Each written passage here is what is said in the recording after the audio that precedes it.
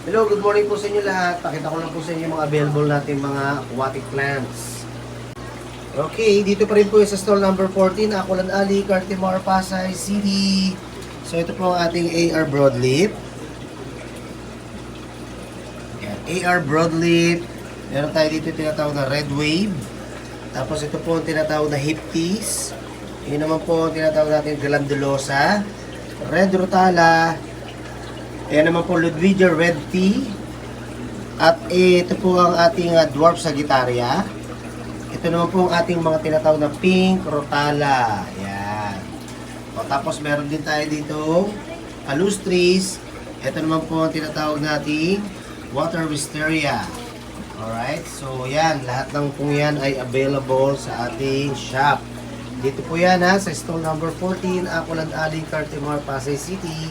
At meron din tayo mga carpet plants. Kung sino naghahanap sa inyo dyan, meron tayong tinatawag na HC. Meron din tayong MC. Tapos ito HC ulit. And then, meron din tayong mini tripartita. Dwarf sagittaria. Ayan, dwarf sagittaria.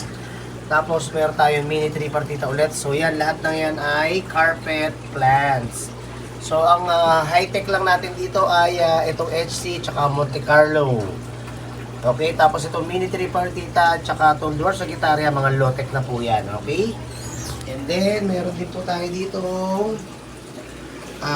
Bacopa Munieri. At meron din tayo ditong Atlantis. Bacopa Munieri ulit.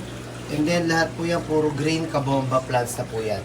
So, lahat ng ating aquatic plants dito ay mga low-tech or low maintenance. Mga low maintenance setup kung pwede sila. Okay? Alright. And then, sa mga naghahanap naman ng mga anubias, meron tayong tinatawag na anubias pretoy. Yan, available din po yan.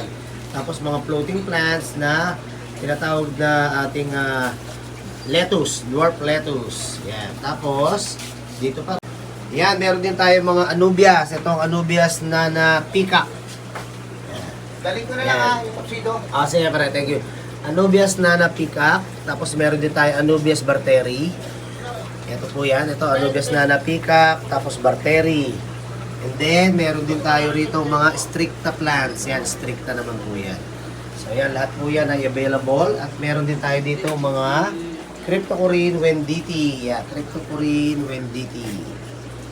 Alright. And then, meron din tayo dito mga Balisneria. Kaya lang, di pa po namin naaayos. So, yan, nasa pan pa lang po sila. Ayusin pa po yan. Tapos ito mga tinatawag nating mga Amazon sword at saka Cryptocorin crinkles. Yan.